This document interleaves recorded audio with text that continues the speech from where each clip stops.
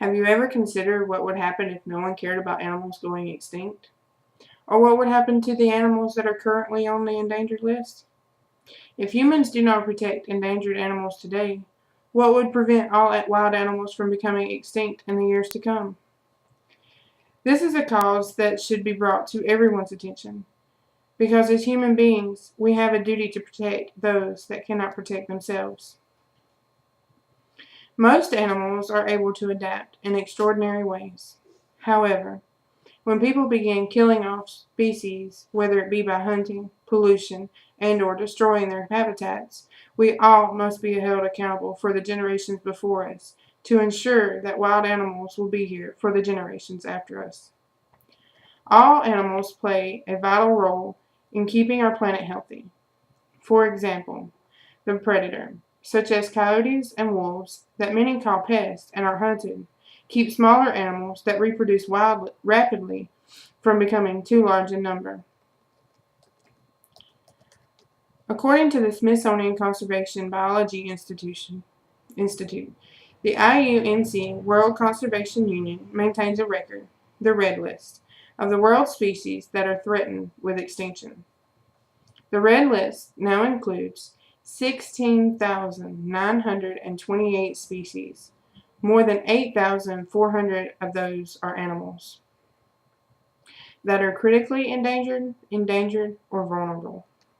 Across North America, the United States, and the U.S. territories, there is close to 1,200 animals on the endangered species list. The state of Alabama currently has approximately 165 endangered animals that as found on earthsendangered.com. These numbers are entirely too high.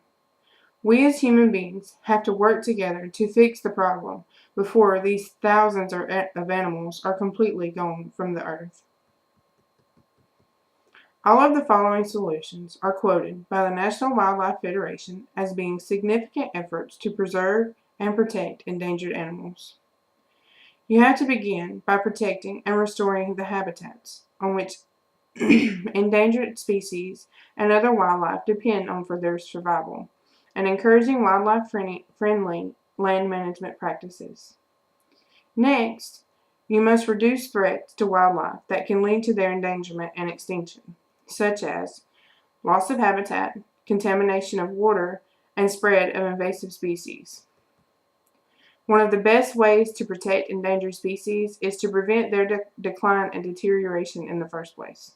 Toward the end, National Wildlife Federation works to maintain healthy populations of fish, wildlife, and plant species through promoting broad-based conservation efforts such as state wildlife action plans, according to the National Wildlife Federation.